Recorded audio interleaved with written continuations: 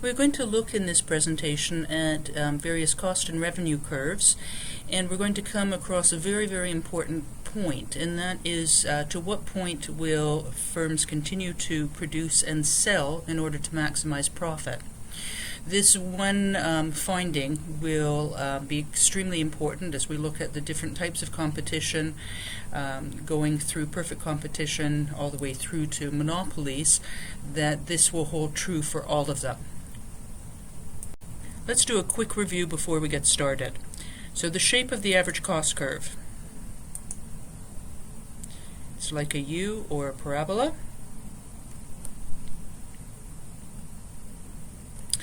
The shape of the long-run average cost curve, much flatter and longer.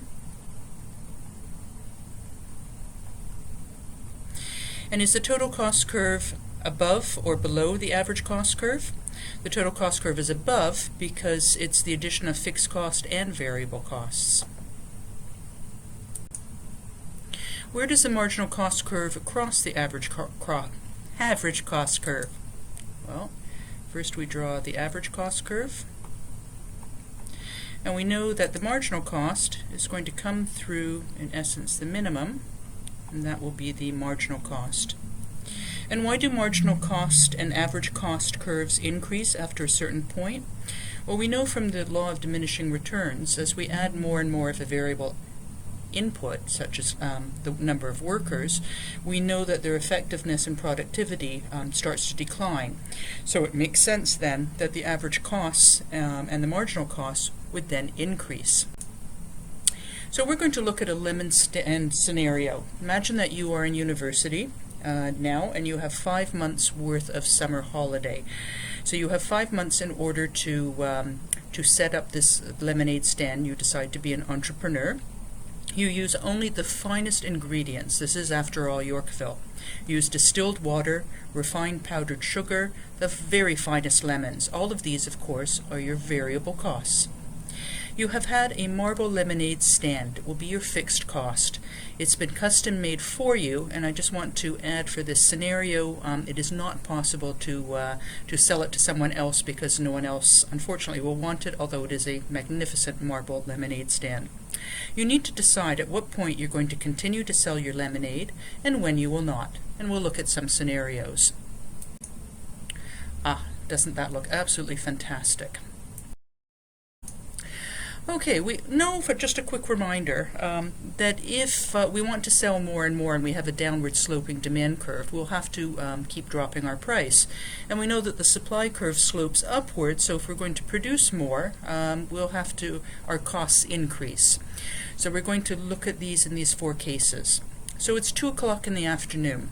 We have the cost for your next glass of lemonade, in other words, your marginal cost, is going to be $5. And the revenue received for this next glass of lemonade is $8. Will you sell? Yes. Now it's 4 o'clock in the afternoon. The cost for the next glass of lemonade is $6, the marginal cost, and your marginal revenue is $7.50. Will you sell? The answer is yes.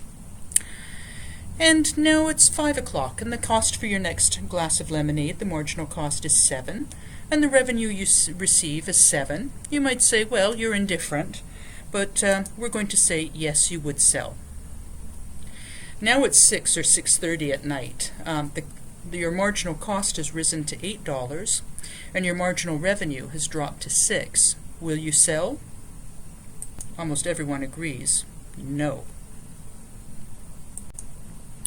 So this is an extremely important idea that's going to carry us throughout the theory of the firm. You're going to continue to sell the lemonade up to the point where marginal cost equals marginal revenue. And this is where you'll maximize profit. Very key concept. Would you ever incur a loss but still want to stay in business? Why or why not? So we're going to look at an actual example with numbers and see what happens. So you've taken out a $5,000 loan, and this is for the marble lemonade stand. So it's a fixed cost. You're going to be selling lemonade, as you know, over the 5 months, and to keep it simple, we're going to ignore any interest. You amortize or allocate $1,000 of the loan over each month. So we're going to imagine a situation where you were starting at day 1 and you have a crystal ball. You've paid for the lemonade stand, you've taken out the bank loan, and you are about to set up shop.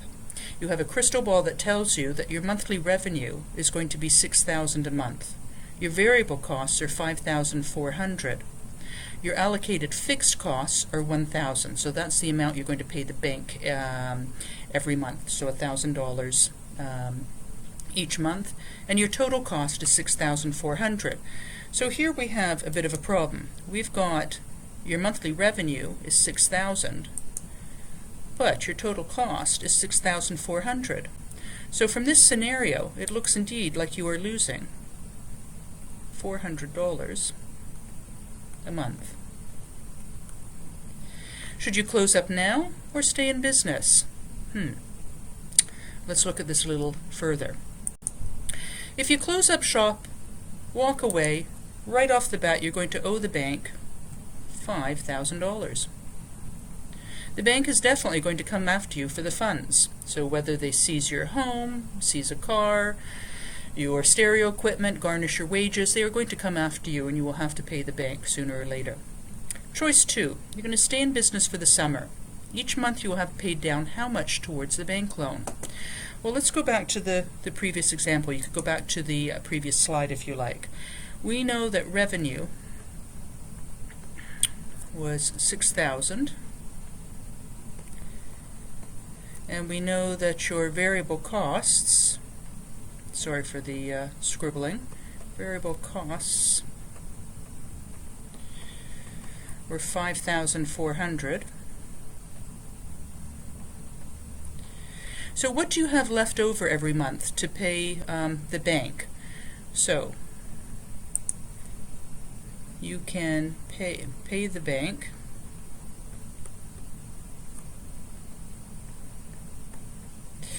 you would have $600 each month.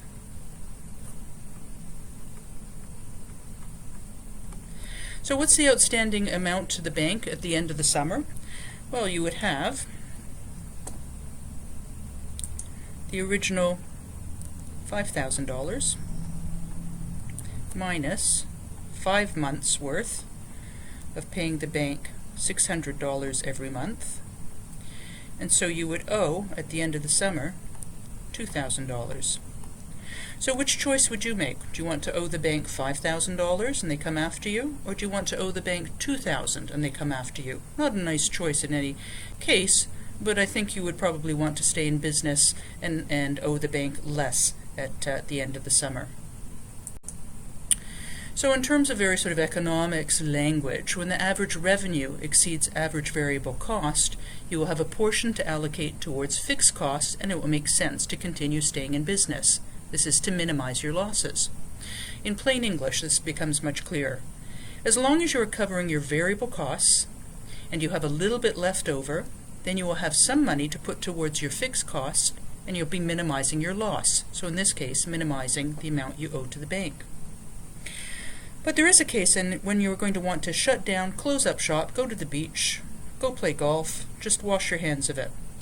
In this case, it's going to be when average revenue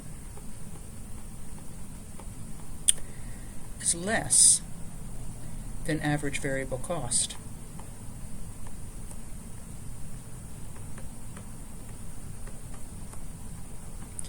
So in other words, if your revenue is not even covering your variable costs, you are not going to want to stay in business, because if you did, you would be going further and further in debt for every additional glass of lemonade you sold, because you would need to go out to the store to pay for the distilled water, the lemons, the sugar, and so on. So it would make absolutely no sense. So close up shop and call it a day. Thank you.